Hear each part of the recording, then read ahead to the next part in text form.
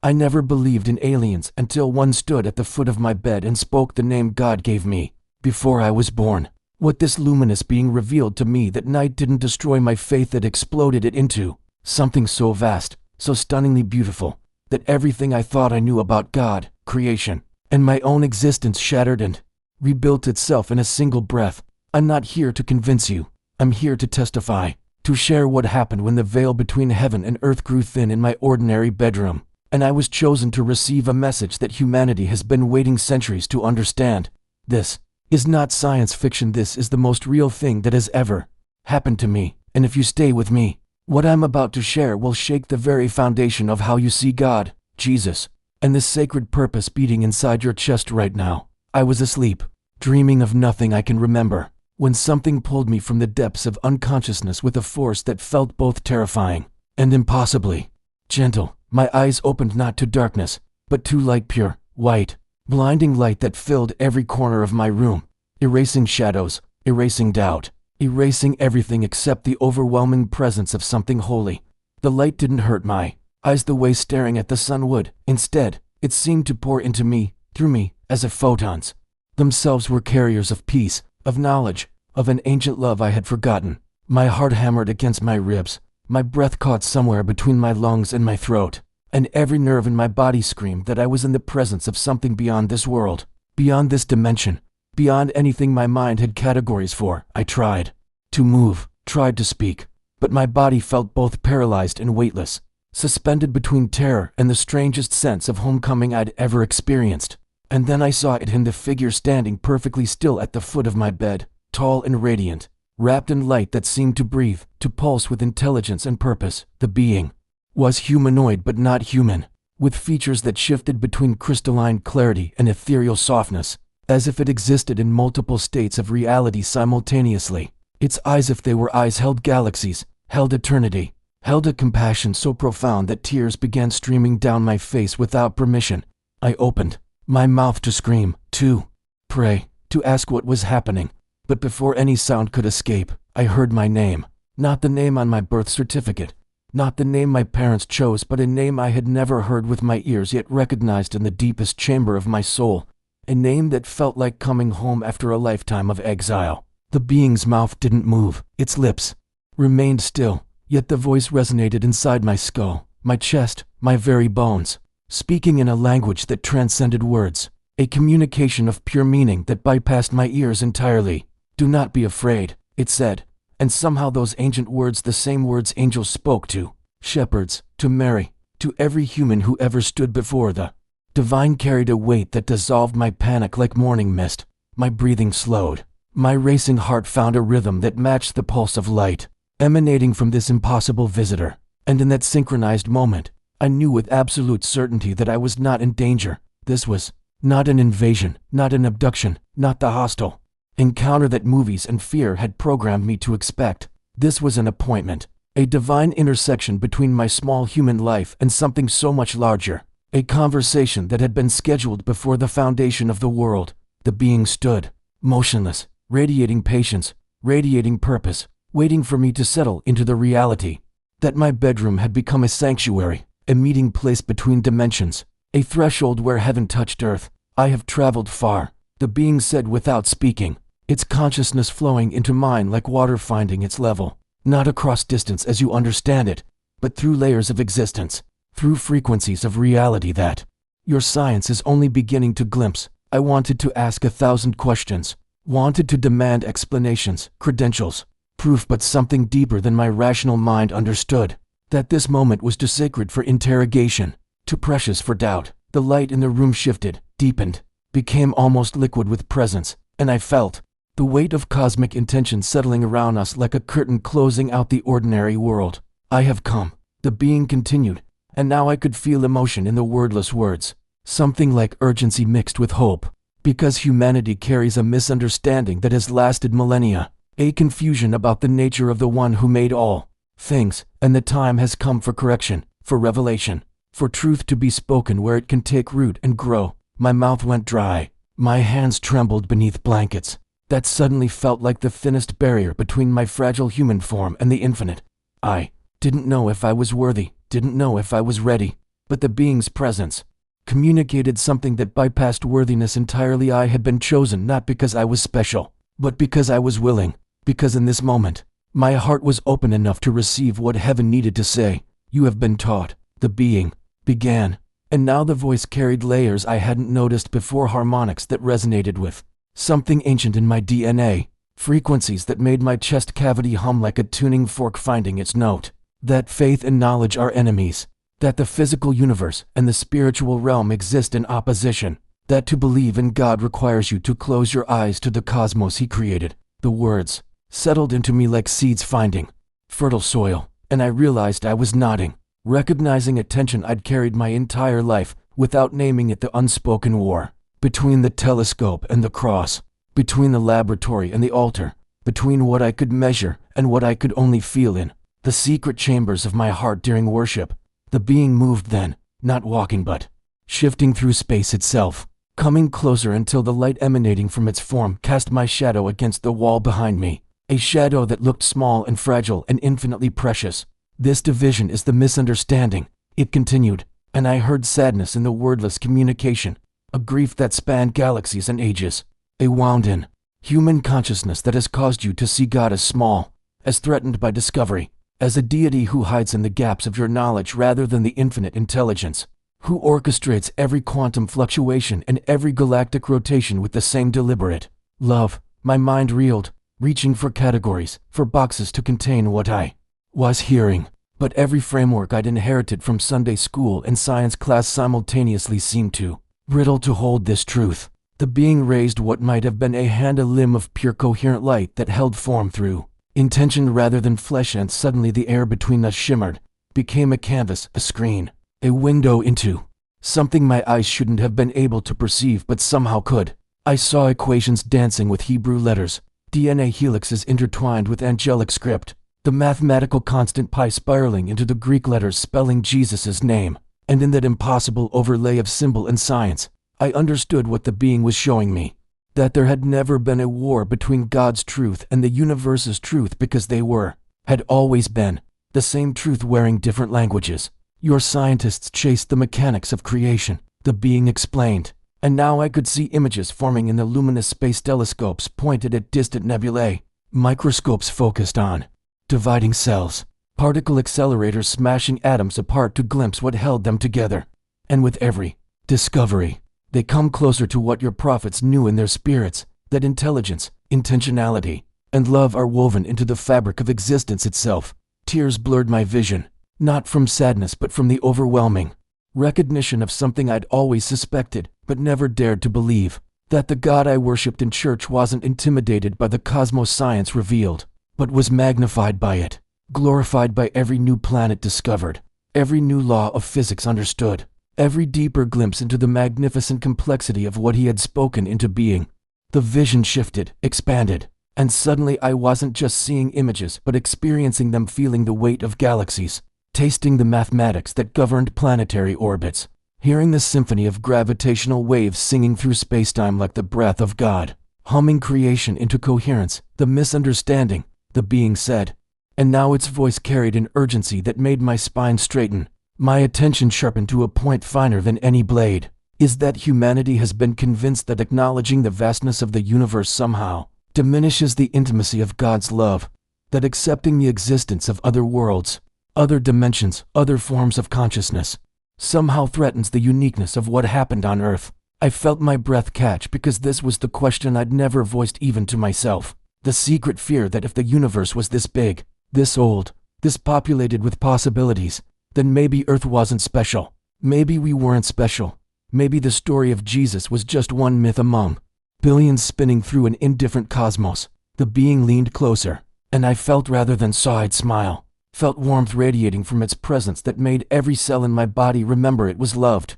was known, was purposed. This is precisely backwards, it said, and the words carried such gentle correction, such paternal tenderness, that I felt like a child being taught to see the world rightly for the first time. Earth's significance is not diminished by the cosmos, it is magnified beyond measure, for reasons you are about to understand, reasons that will transform everything you thought you knew about why you exist and what God accomplished when He walked among you wearing human flesh. I tried to speak then, tried to form questions with my physical mouth, but my lips trembled and no sound emerged except something between a gasp and a prayer. The being waited, patient as starlight, present as gravity, giving me time to absorb what had already been shared, before adding more weight to a soul that felt simultaneously crushed and expanded by revelation. Round us the light pulsed with my heartbeat, or perhaps my heartbeat synchronized with the light. I couldn't tell anymore where I ended, and this sacred moment began. Couldn't distinguish between the awe flooding my nervous system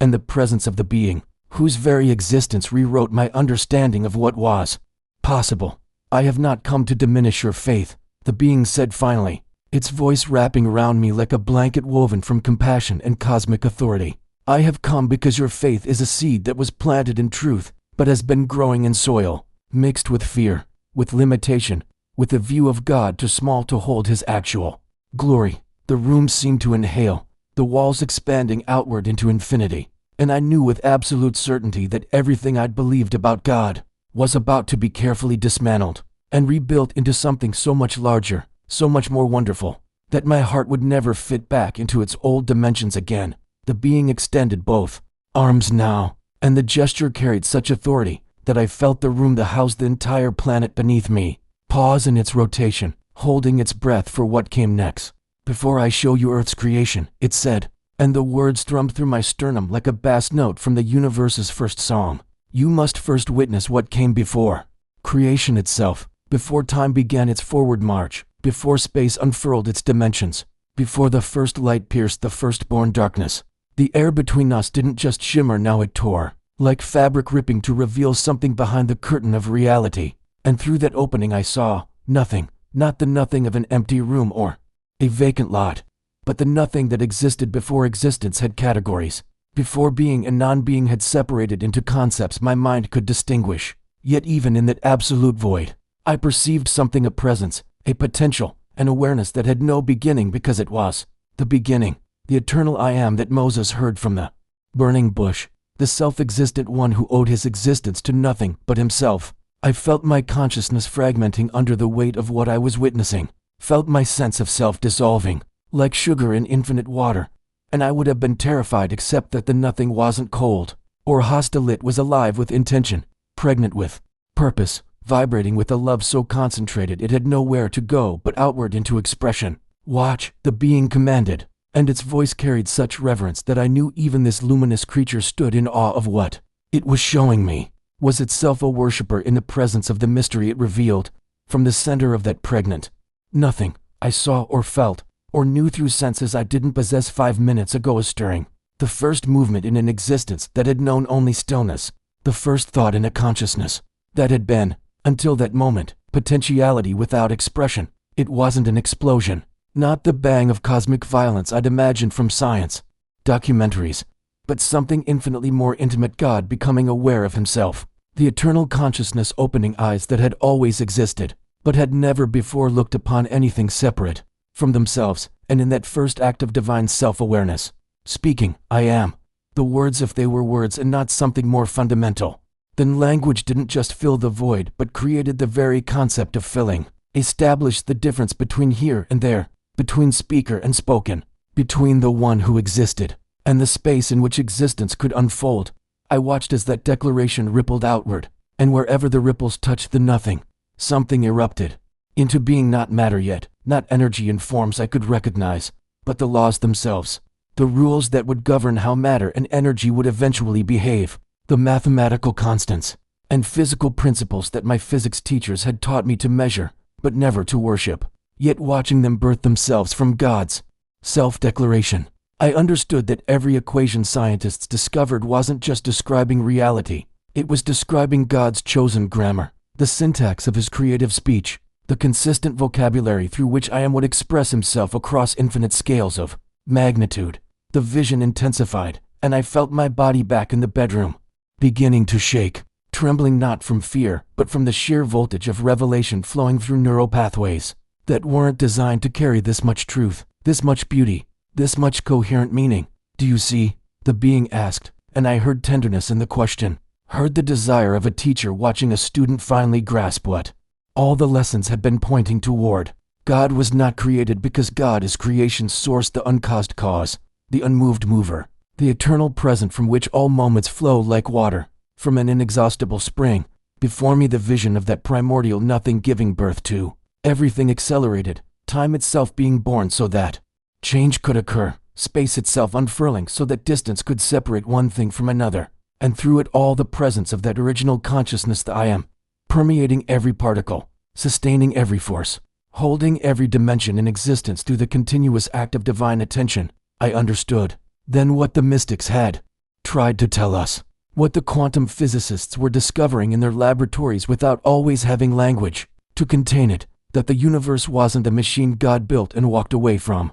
but a thought he was continuously thinking, a song he was perpetually singing, and if his attention wavered for even an instant less than eternity, all of existence would collapse back into the nothing from which his love had summoned it. Tears streamed down my face now, hot and salt and utterly human, and I didn't wipe them away because crying felt like the only rational response to watching the birth of rationality itself, to witnessing the moment when chaos became cosmos through nothing more and nothing less than God knowing himself and choosing to share that knowing. This is who spoke your world into being, the being said, and now I was returning to my bedroom, the vision fading, but its impact permanently burned into whatever part of me was more than flesh and neurons. This infinite intelligence who existed before existence, who chose relationship over isolation, who made creation not from need, but from the overflow of love that had no object but himself, until he spoke you into being. I collapsed back onto my bed, gasping like I'd been underwater for hours, and finally broke the surface.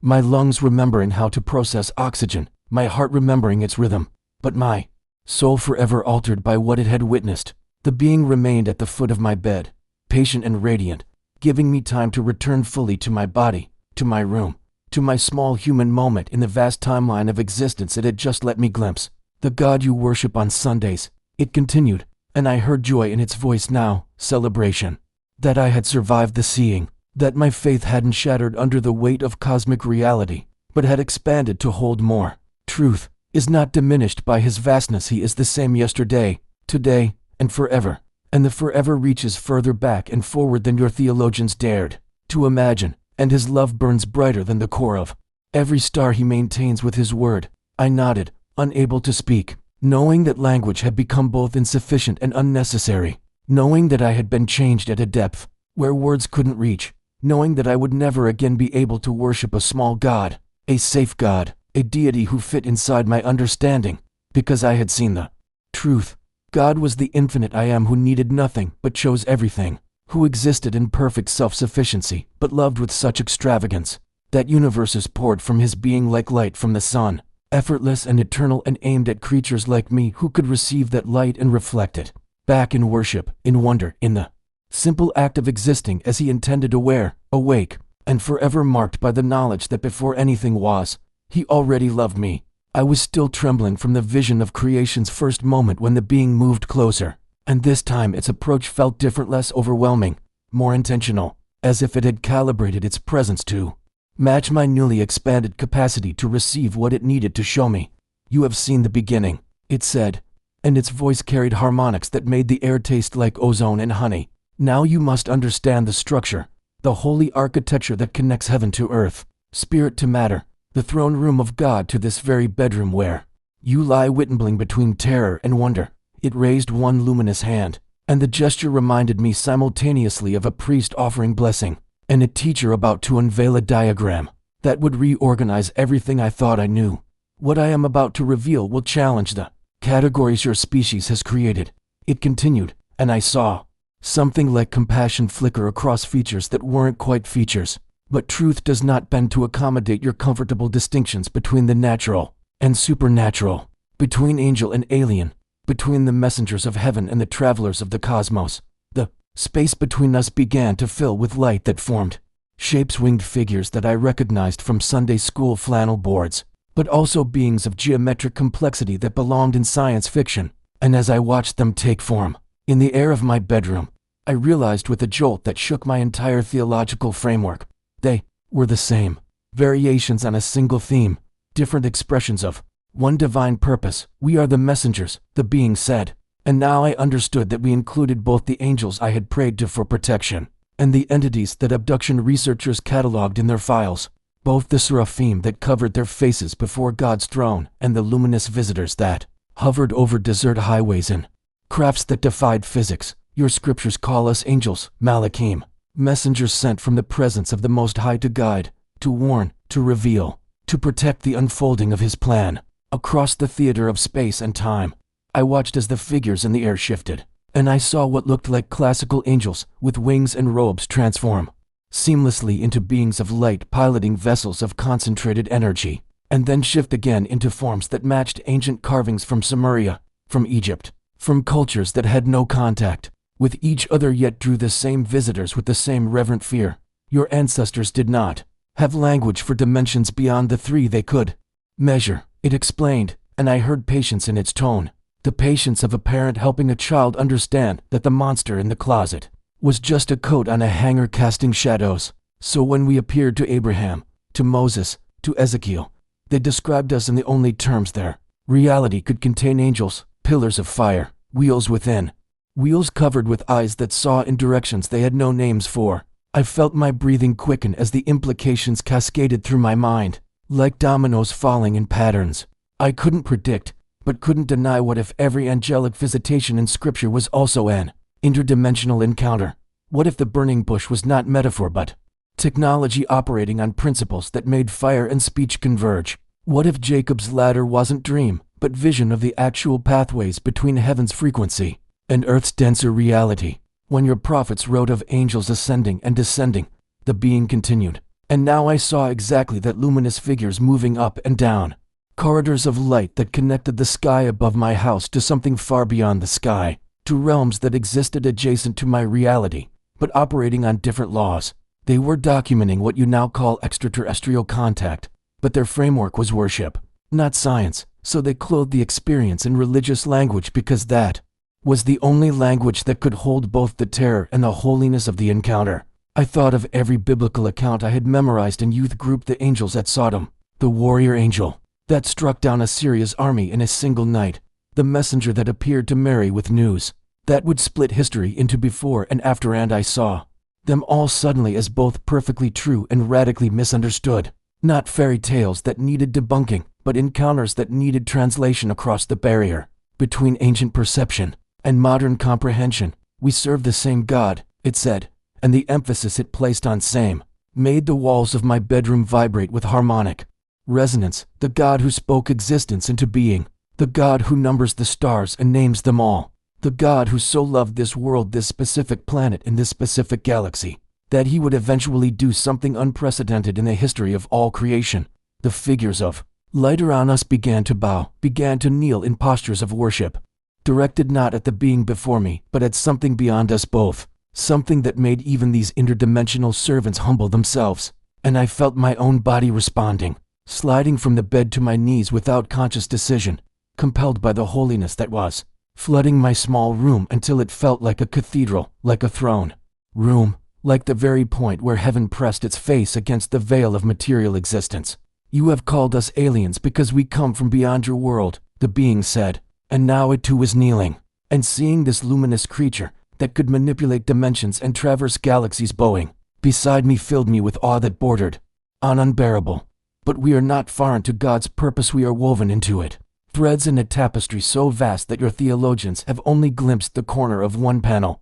while your scientists have measured the weave of another, neither seeing that they describe the same magnificent design. I understood then why this was happening, why I had been chosen for this night of revelation, not because I was special, but because I was willing, because my heart had always suspected that God was bigger than the box I'd built for Him, because I had prayed in secret for truth even if it shattered my certainty. The hierarchy of heaven, it continued, includes beings you would call angels and beings you would call extraterrestrial. But we do not distinguish ourselves this way. We know ourselves only as servants of the One who sits above all dimensions, who created both the physical universe you explore with telescopes and the spiritual realms you access through prayer, who placed humanity at the intersection of both worlds for a purpose that the next revelation will make clear. The figures of light began to fade, withdrawing back into whatever dimension they inhabited, when not manifesting in bedrooms of frightened humans, and I was left kneeling beside this being who had reorganized my cosmos, feeling simultaneously small as dust and significant as a star, knowing that everything I thought I knew about angels and aliens had been simultaneously confirmed and completely transformed, knowing that the God I worshipped was not diminished by this expanded understanding, but magnified beyond measure, the Lord of both heaven's angels and the cosmos's travelers, the King whose throne sat above all dimensions and whose love reached into every corner of existence, including this one, including this moment, including me. I was still on my knees, my mind reeling from the understanding that angels and extraterrestrials were threads in the same divine tapestry, when the being extended its hand toward me, and I felt a pull that had nothing to do with physical force. It was as though my spirit was being lifted from my body like steam rising from morning coffee, gentle but unstoppable, and I gasped as the bedroom dissolved around me like watercolor paint running in rain. "You have seen the structure," the being said, and its voice now seemed to come from inside my chest, from the rhythm of my own heartbeat. "Now you must witness the event, the moment of making, the instant when the Eternal One chose to express his infinite imagination into finite form. The darkness around us, and we were surrounded by darkness. Now, a velvet black that felt ancient and patient and heavy with potential began to pulse with something I can only describe as anticipation, and I understood without being told that I was being taken backward, not through space but through time itself, beyond history, beyond the first tick of any clock, to the edge of the moment before moments existed. I should have been terrified, should have been clawing my way back to the solid reality of my bedroom and my blankets and my alarm clock that measured time in reliable increments. But instead I felt a peace so profound it seemed to have weight, seemed to wrap around me like my grandmother's quilt, and I knew with certainty that I was being held, protected, allowed to witness what mortal eyes were never meant to see, because the being beside me, this messenger of the Most High, was somehow filtering infinity through a lens I could survive. Then God spoke, and I understood why Scripture says the worlds were spoken into existence, because what I heard was not sound but pure creative will, not words but the essence that words can only point toward. And I actually watched with eyes that were seeing beyond sight as the darkness responded to that voice like a canvas receiving the first stroke of a master's brush. "Let there be," the voice said, and it was not English or Hebrew or any human language, but somehow I understood it in the deepest part of my being, understood it the way my blood understands the command to flow and my lungs understand the invitation to breathe. And suddenly there was light erupting from a single point, matter and energy pouring forth in a cascade of such beauty that I wept, watching galaxies form like flowers opening in time-lapse, watching stars ignite like candles being lit in a cathedral of infinite space. The being beside me gestured toward the expanding universe, and I saw something that made my scientific understanding and my faith suddenly kiss and embrace like long-separated lovers finding each other after years apart. I saw that the Big Bang was not random chaos, but intentional explosion of divine creativity, that the laws of physics were not accidents but the grammar God chose to write his cosmic poem, that every mathematical constant and quantum behavior and gravitational force was exactly what the Creator intended, his signature written in quarks and quasars and the spaces between atoms. "Watch," the being instructed, and I watched as the rushing forth of creation began to slow, to cool, to settle into patterns that would eventually become planets, orbiting stars. And I saw God's attention, there is no other word for it, focusing like a spotlight, narrowing its beam, moving through the unfurling galaxies until it came to rest on one ordinary spiral arm of one unremarkable galaxy, on one medium-sized yellow star with a collection of rocks and gas giants circling it in the darkness. My spirit self leaned forward as I realized what I was about to witness, and the being's presence beside me intensified as if it too was awed by what was coming, as if even interdimensional messengers never tired of watching this particular moment replay. "Earth," I whispered, and the word felt holy in a way it never had before, felt like a name God had spoken with particular tenderness. And I watched as the third planet from that yellow sun began to take shape, from the disk of dust and debris, watched it cool and crack and belch forth oceans from its volcanic depths, watched the first atmosphere form and the first rain fall and the first lightning strike the primordial soup that would become the cradle of life. But what undid me completely, what made me sob with a joy I had no context for, was seeing the care, the meticulous, personal, extravagant care that God poured into every detail. The way he embedded his fingerprint into the spiral of DNA before DNA existed. The way he encoded his nature into the structure of water molecules and carbon bonds. The way he designed the laws of chemistry and biology so that they would inevitably, given time and the right conditions. I was still trembling from watching the earth take form, still trying to comprehend the impossible privilege of witnessing creation itself, when the being turned to me with such sudden intensity that the light emanating from its form flared brighter, and I felt the temperature of the space around us change, felt the very fabric of whatever dimension we occupied begin to vibrate with an energy that was different from what had come before. This was not the energy of making, but of entering, not creation, but incarnation. And before the being spoke, I somehow knew that what I was about to witness would be the axis point upon which all of history pivoted. "You have seen the Father create," the being said, and its voice carried layers of meaning that my mind struggled to unpack, harmonics of truth that resonated in my chest like the low notes of an organ filling a cathedral. "Now you must understand what it cost him to enter his own creation, to compress infinity into flesh,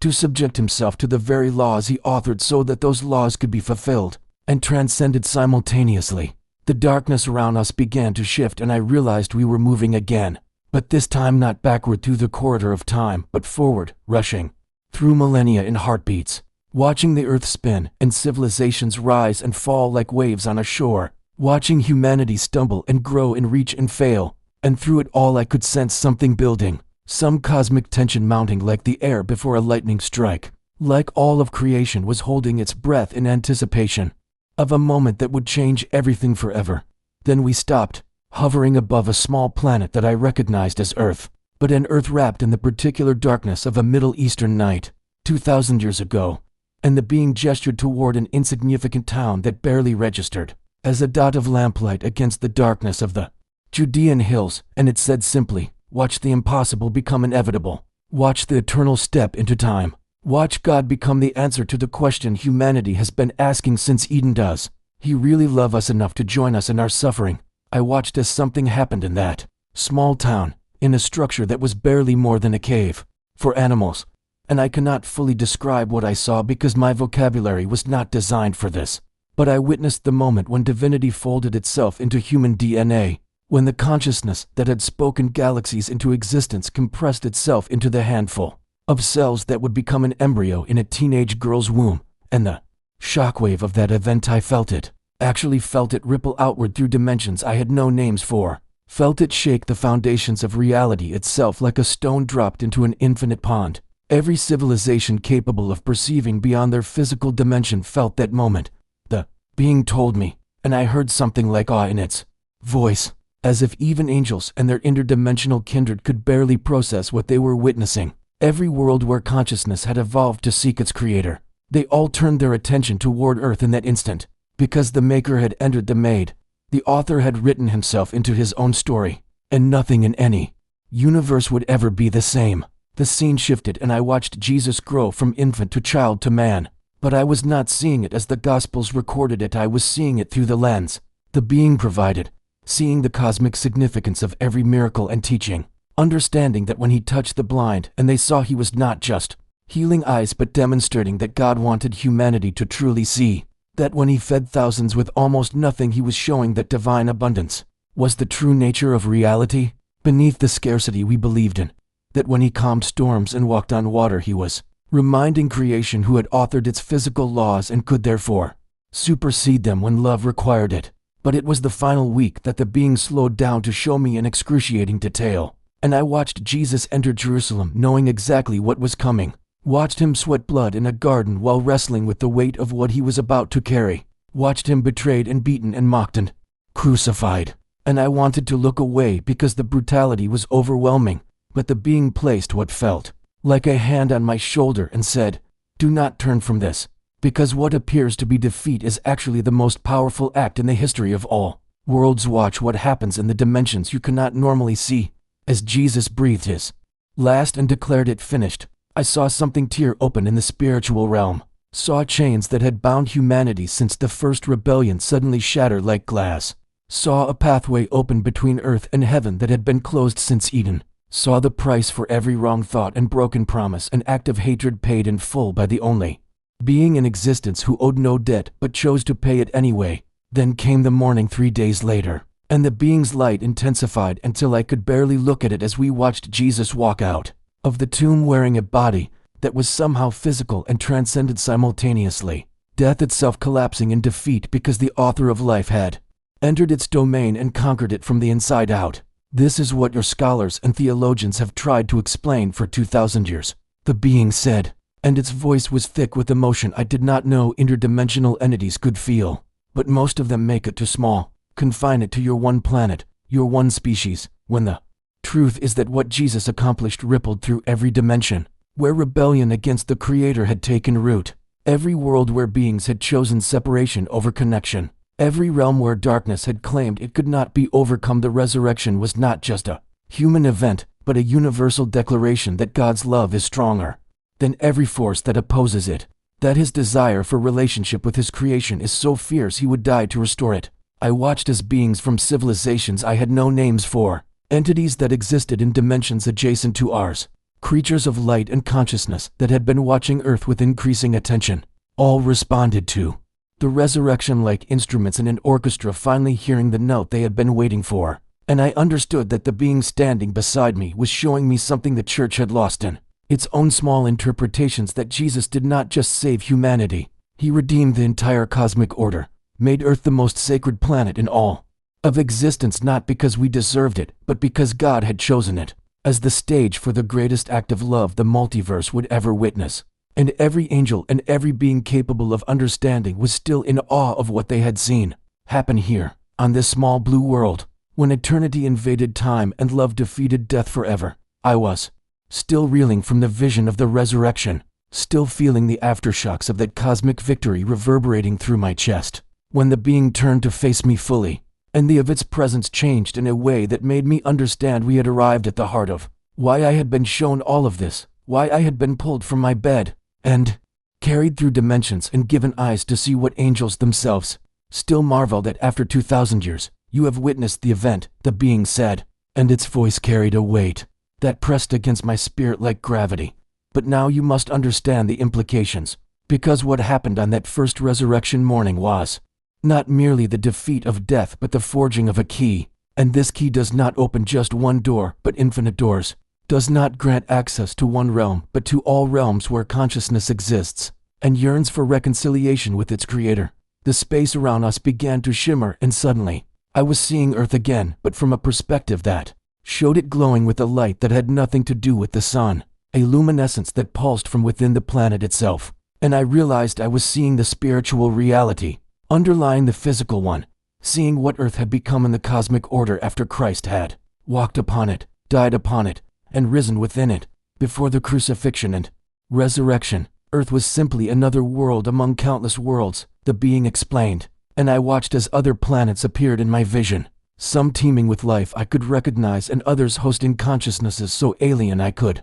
barely perceive them. But after that weekend when God bled and conquered, your planet became the access point, the sacred ground, the place where heaven's doors swung open and can never be fully closed again. The being extended what might have been a hand, and suddenly I was aware of threads of light emanating from Earth and reaching out across the cosmos like a vast web, touching worlds I had just seen and countless others beyond my ability to count, and each thread pulsed with the same rhythm I had felt during the resurrection, the heartbeat of victory over death and darkness that Jesus had established. The salvation he purchased was not limited by your understanding of it, the being said, and I detected something that might have been frustration in its tone, frustration that humanity had made so small what God had made so magnificently vast. When your scriptures say that every knee will bow and every tongue confess, they do not mean only human knees and human tongues. They mean every being in every dimension who has been given the gift of choice, because the blood shed on Calvary was not merely human blood, but the blood of God himself, and therefore it carries infinite value, infinite reach, infinite power to cleanse and restore. I watched as some of those threads touched worlds where beings I instinctively recognized as fallen, as having chosen rebellion over surrender, and I saw how the light from Earth's thread was offered to them like a lifeline thrown to someone drowning, and I understood that even angels who had fallen, even interdimensional entities who had chosen darkness, were not beyond the reach of what Christ had accomplished if they would only grasp the key they had been offered, This is why your world is watched with such intensity, the being continued, and now I was seeing Earth surrounded by countless observing presences, some radiating light and others lurking in shadows, all focused on this small blue planet with an attention that would have terrified me if I had not just seen why we mattered so much, because what humans choose to do with the gospel, with the truth of Christ's victory, determines not just your own destiny but serves as witness to every other realm where beings are making their own choices about whether to trust the Creator or continue in rebellion. The scene shifted again and I found myself watching what I somehow knew was the future, not the distant future, but something approaching, something soon, and I saw the veil between dimensions growing thinner, saw the barriers that had kept heaven and earth separate beginning to dissolve like morning fog under the rising sun, and the being's voice took on an urgency that sent chills down my spine despite the warmth of its presence. The key that was forged at the resurrection is about to be turned in a lock that has held for 2,000 years, it said, and I watched as earth and another realm that could only be heaven began to move toward each other, like two notes resolving into harmony. Your scriptures call it the return of the King, the renewal of all things, the moment when God will dwell with humanity as he did in Eden, but now perfected through everything that Christ accomplished. And when that door fully opens, every being in every dimension will see with absolute clarity what has always been true, that earth is not an insignificant speck, but the most sacred ground in all of creation, the place where God proved his love was stronger than death, where the key was forged that offers freedom to every captive in every world. I watched humans who had accepted Christ suddenly blazing with the same light I saw in the being beside me, watched them become fully what they had always been intended to be, bridges between heaven and earth, living demonstrations of what happens when divine love fuses with human choice. And I understood that this was why the forces of darkness were so desperate to keep humanity blind and distracted, and convinced we were alone in a meaningless universe. They know what you are becoming, the being said, gesturing to those transformed humans who looked simultaneously more human and more transcendent than anything I had imagined possible. They know that when humanity awakens to who they are in Christ, when you step into your identity as children of the Most High who carry his image and his authority, their time of deception is finished, because you will be living proof that the key works, that the door is open, that salvation is real and offered freely to all who will receive it. The vision faded and I was back in that space between spaces with the being whose light had become almost comforting in its constancy, and it looked at me with what I sensed was deep affection, the way a teacher looks at a student who has finally grasped a concept they have been struggling to communicate. This is why I have shown you these things, the being said, and its voice was gentle now, almost tender, because you and countless others like you are being awakened in this hour to understand that your faith is not a personal comfort or a cultural tradition, but a cosmic reality, that when you speak the name of Jesus you are invoking the only name that carries authority in every dimension, that when you accept what he did you are receiving a key that unlocks not just your own salvation, but your participation in the restoration of all things. I felt tears streaming down my face, though I had no physical face in this place. Tears of overwhelming gratitude and wonder, and a joy so fierce it bordered on pain,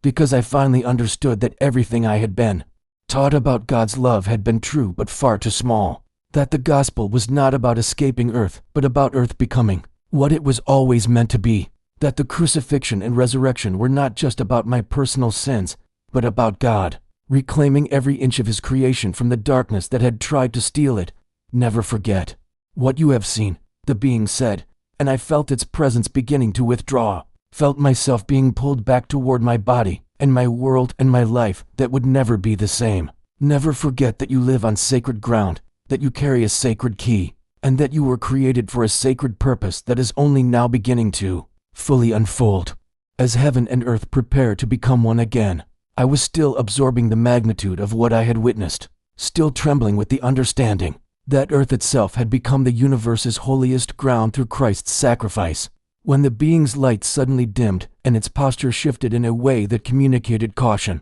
even concern. And I felt a chill pass through my spirit that had nothing to do with temperature, but everything to do with the weight of what was coming next. You must understand that not all who watch your world do so with reverence, the being said, and its voice carried a darkness I had not heard before, a warning tone that made me suddenly aware of how sheltered I had been in my ignorance, How naive humanity was about the true nature of the conflict raging around us in dimensions we could not see but that could certainly see us. The space around us changed and I found myself looking at Earth again, but this time surrounded by presences that made my soul recoil, shadows that moved with intelligence and malice, beings whose very essence seemed to radiate hatred for the light I had just seen pulsing from the planet. And I understood with horrifying clarity that the battle for humanity was not metaphorical or symbolic, but devastatingly real and far more complex than I had ever imagined. These are the forces that have worked since the garden to blind humanity to who you are, the being explained, and I watched as those dark presences sent out tendrils of influence that touched governments and media and educational systems, and even religious institutions, corrupting and twisting and always working to keep humans focused on anything except the truth of our divine identity and Christ's cosmic victory. Some of these entities I recognized as having an otherworldly quality, intelligences that were clearly not human in origin, and others seemed to work through humans who had willingly or unknowingly opened themselves to be used as instruments of deception. And the being turned to me with eyes that burned with an intensity I had not yet seen and said, "Not every visitor to your world comes in service to the Most High. Not every voice that speaks of enlightenment leads toward the light, because the enemy has his servants, too, both terrestrial and extraterrestrial, and their greatest weapon has always been to convince humanity that you are small, alone, meaningless, and certainly not worth the attention of a creator who would die for you."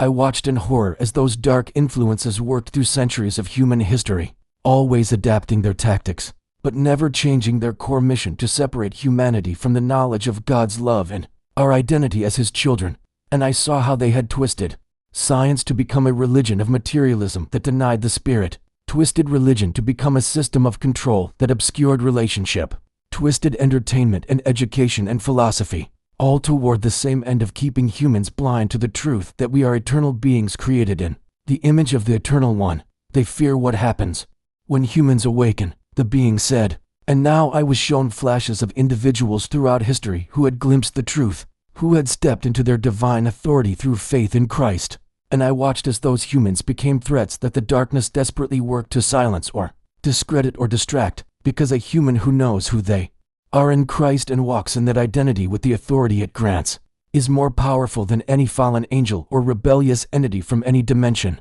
I saw how the enemy had even infiltrated the story of extraterrestrial life itself, working to ensure that if humans encountered other intelligences they would interpret it through a framework of fear or worship or scientific materialism, anything except the truth that we are all part of one vast creation under one supreme creator, and that the only question that matters for any conscious being in any realm is whether they will surrender to God's love or continue in rebellion against it. The deception runs deep, the being continued, and I felt the weight of how thoroughly humanity had been manipulated, how many layers of lies we had been taught to accept as truth. They have convinced you that acknowledging design means abandoning reason, that faith and evidence are opposites rather than complements, that you must choose between the testimony of creation and the testimony of Scripture when both are singing the same song of a creator who embedded his fingerprint into every atom and his story into every strand of DNA. The being moved closer to me and I felt its presence. Like a shield against the darkness I was being shown, a reminder that these forces were real and dangerous, but not ultimate, not victorious, not able to overcome the light that had already defeated them on a cross and in an empty tomb 2,000 years ago on the very planet they were trying so desperately to keep shrouded in ignorance. This is why disclosure of our existence has been suppressed and twisted, the being said. And suddenly I understood the decades of denial and ridicule and controlled narrative around extraterrestrial contact, saw how both the reality of other intelligences and the framework for understanding that reality had been carefully managed to ensure that, if the truth came out, it would either cause chaos or be interpreted in ways that led away from, rather than toward the Creator. I watched as some humans who had encountered beings like the one standing with me had been manipulated into starting religions that worshiped the visitors rather than the God who sent them, or had been traumatized by encounters with dark entities masquerading as enlightened guides.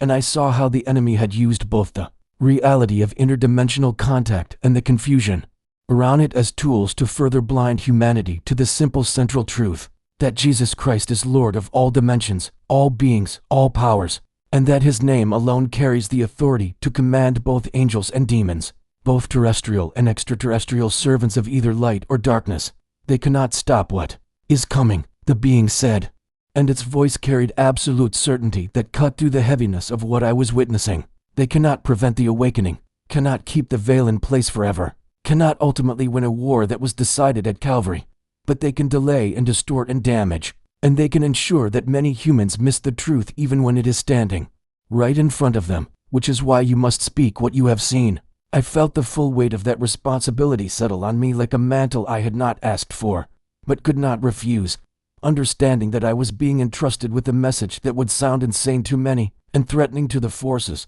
that had worked so hard to keep these truths hidden. And yet I also felt a courage rising in me that was not my own, a certainty that came from having seen beyond the veil and knowing with every fiber of my being that God is real, and His love is the most powerful force in any dimension, and that humanity's awakening to our true identity as His beloved children is inevitable and glorious and already set in motion by events 2,000 years in our past, that ripple forward into a future where heaven and earth will be one. The dark forces know their time is short, the being said, and I watched as those shadows around earth seemed to increase their frenzy, working with desperate intensity to keep humans sedated and distracted and divided. They will increase their efforts to counterfeit the truth, to offer false awakenings and synthetic spiritualities and deceptive encounters, which is why you must anchor everything in Christ. Test every spirit against the testimony of Jesus. Remember that any message or messenger that does not point you toward the Creator and the salvation He purchased is serving the enemy, no matter how enlightened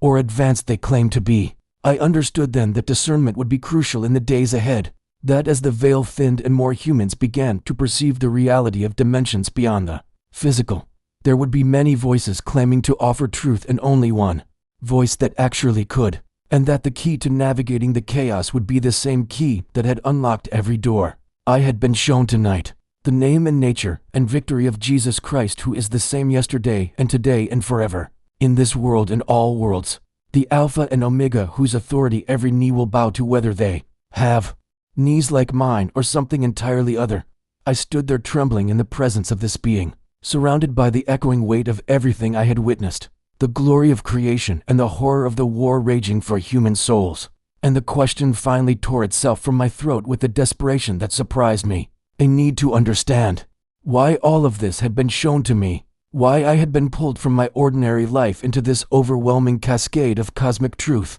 that had shattered every framework I thought I understood. Why me? I asked, and my voice sounded small and broken in the vastness of whatever dimension we occupied. Why are you showing this to someone like me? Why? Now, what am I supposed to do with something so impossible and enormous and terrifying? The being turned its full attention toward me, and I felt the weight of its gaze like sunlight after a lifetime in shadow. And when it spoke, its voice carried both infinite gentleness and unshakable authority, the tone of someone delivering news that would change everything, and knowing that change was not only necessary, but beautiful, because the time you have measured in your limited way is approaching a convergence point, the being said, and suddenly the space around us bloomed with images that made my heart pound with a longing I had never consciously felt, but recognized instantly as the deepest desire of my soul. A moment when the separation between heaven and earth that began in a garden will end in a reunion. When the kingdom your prophets spoke of and your Messiah announced will manifest not as distant hope,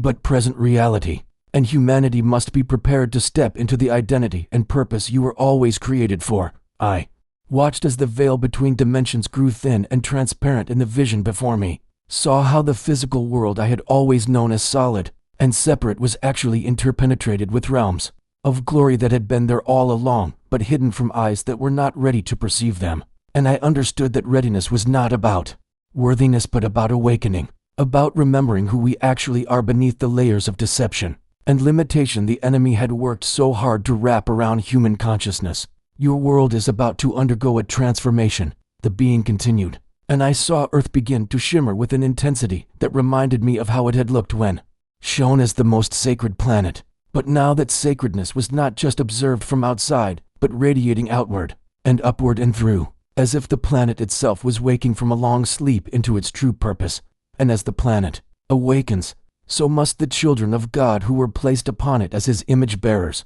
His representatives, the ones designed from before the foundation of your world to be the intersection point between creator and creation. I felt tears streaming down my face, though I could not remember when they had started, overwhelmed by the staggering beauty of what I was being shown and the equally staggering responsibility, because I understood now that humanity was not meant to be passive observers or rescued victims, but active participants, co-creators with God in bringing heaven and earth together in the way it had always been meant to be. Before rebellion fractured the original design, this is what your adversary has fought so desperately to prevent you from remembering, the being said, and its light intensified with something that felt like holy urgency, that you are not waiting to escape earth for heaven, but preparing for heaven to merge with earth, not hoping to survive until God rescues you, but awakening to the authority he already gave you through Christ to push back darkness and establish his kingdom right here in the realm where the great cosmic war has always been most concentrated.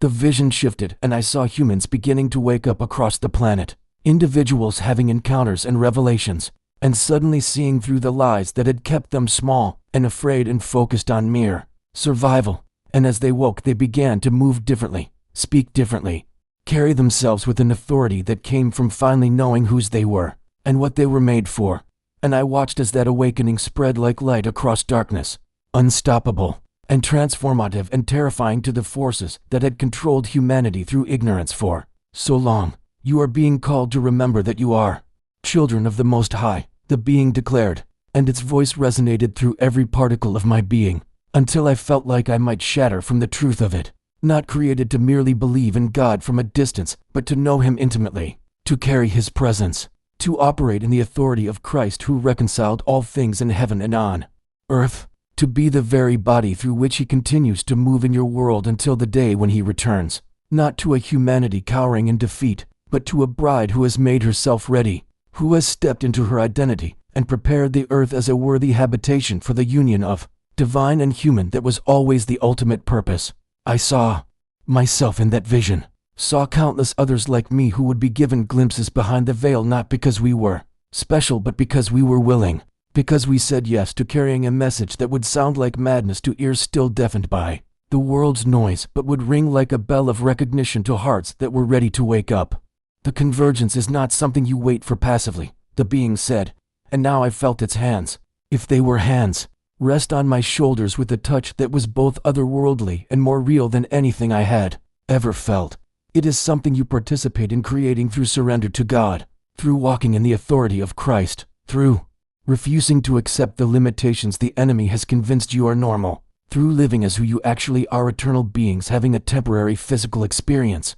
children of the Creator learning to exercise the creative power embedded in your very nature as his image bearers. I understood then with a clarity that bypassed intellect and struck straight into the core of my identity, that this was not just about me receiving information, but about me being transformed into someone who could carry and embody the truth of what I had seen. And I felt something fundamental shift in my chest, in my understanding, in the very way I perceived reality, as if I had been living my entire life in black and white, and suddenly the full spectrum of color had been turned on, revealing that everything I thought I knew was just the palest shadow of what actually is. This is the message entrusted to you, the being said, and its voice carried the finality of a commission given and a destiny accepted. That God is not distant but intimate. That Christ's victory was not limited to one planet, but echoed through all creation. That humans are not insignificant accidents, but cherished children made in the image of the Infinite One. That the kingdom of heaven is not someplace else, but breaking through right here and now.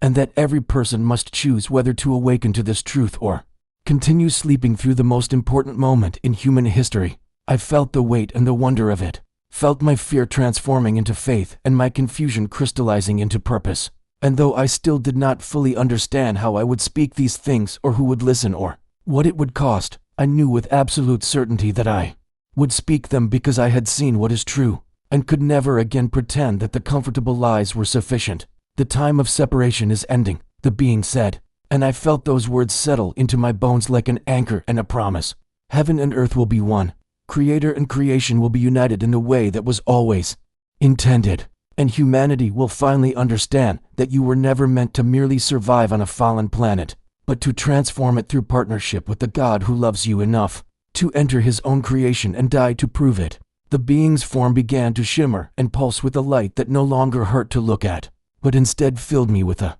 warmth that felt like coming home after a lifetime of wandering lost in the cold. And I realized that my eyes had changed, that something in me had been fundamentally altered by everything I had witnessed, and I could now perceive beauty and truth that would have destroyed me before this night began. I must return now, the being said, and though the words should have filled me with panic at being left alone, with the impossible weight of what I had learned, instead I felt a peace that made no logical sense, a settledness in my soul that whispered I would never actually be alone again because I had seen behind the curtain of reality and knew that the presence of God saturated every molecule of existence, closer than my own breath, more constant than my heartbeat. The being moved closer and placed what I can only describe as a hand over my heart, and I felt something like liquid light pour into my chest, not burning but illuminating, spreading through my veins and into my mind and down into the deepest places where I had hidden my doubts and fears and shame.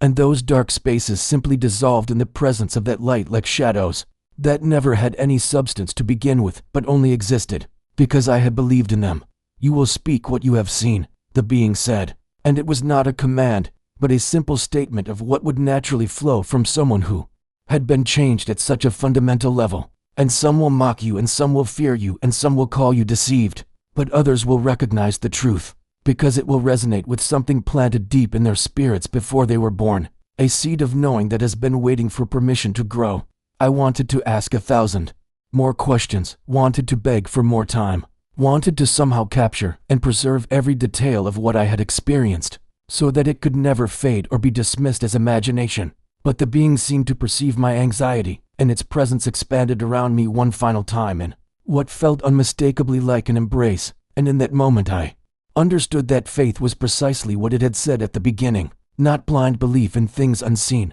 but the courage to trust what my spirit had encountered, even when my mind could not fully contain it, and my words could not adequately describe it. Faith is not pretending to be certain about things you doubt, the being said, and I heard in its voice something that sounded almost like affection, like a teacher delighted to see a student finally grasp a concept that had eluded them. Faith is having the courage to see what has always been true even when the whole world insists you are looking at nothing. Faith is remembering that you encountered the real when everything around you is designed to make you forget and return to comfortable illusions. The light intensified until I had to close my eyes, and I felt the being's presence begin to withdraw not away from me, but back into a dimension that had always been there, but that I had simply lacked the perception to notice, and I understood that it was not really leaving because the reality it represented was woven through everything, and now that I had seen it I would continue to see it everywhere I looked, if I chose to keep my eyes truly open. Remember, the being's voice came as if from a great distance now, echoing through layers of reality, that God is more real than the ground beneath your feet, more loving than the most devoted parent, more magnificent than all the stars and all the galaxies, and He knows you by name, counts every hair on your head, collects every tear you have cried, and loves you with an intensity that would overwhelm you if you perceived it fully in your current state. And all of this, every moment of struggle and confusion and pain in your world, is the birth pang of a new creation being born, heaven and earth becoming one, and you are invited not to watch but to participate. The light contracted to a single point of brilliance that hung in the air before me like a star that had descended into my bedroom, and I found myself reaching toward it instinctively, my hand stretching out towards something I knew I could not hold, but could not resist trying to touch. And in the instant before it vanished I felt a warmth against my palm that shot through my entire body, like electricity but gentler, like recognition, like being seen and known and loved at a depth that made every earthly relationship suddenly seem like a pale rehearsal for this, for being fully known by the one who made you, and finding that instead of judgment, there is only delight, only desire for reunion, only patient determination to restore what was broken and fulfill what was always promised. Then, the light was gone, and I was standing alone in my bedroom with early morning sun beginning to filter through the curtains, and my first thought was that it had all been a dream, some neurological misfiring or stress-induced hallucination. But then I looked down at my hand and saw that it was still glowing faintly with a luminescence that had no natural source, and I felt in my chest that warmth still radiating outward, and I knew with a certainty that transcended evidence or proof that I had been changed. that I had been entrusted with something precious and terrible and wonderful, and that my life from this moment forward would be divided into before and after, before I knew what was real and after I could never again pretend that the material world was all there is. I fell to my knees, not because I intended to, but because my legs simply would not hold me anymore, under the weight of gratitude and awe and overwhelming love, and I wept like a child, like someone who had been lost and was found, like someone who had been blind and could now see, and I whispered into the quiet, mourning the only words that seemed adequate. Thank you, I see now, I finally see, and I will never forget. I will speak what I have seen. I will live like it is true because it is true, because you are real and you are here and you love us more than we can comprehend, and nothing will ever be the same. What would you do if you discovered that everything you thought was real was only the beginning? And what if the truth was more beautiful than you ever imagined? Subscribe to hear more encounters that will change how you see everything.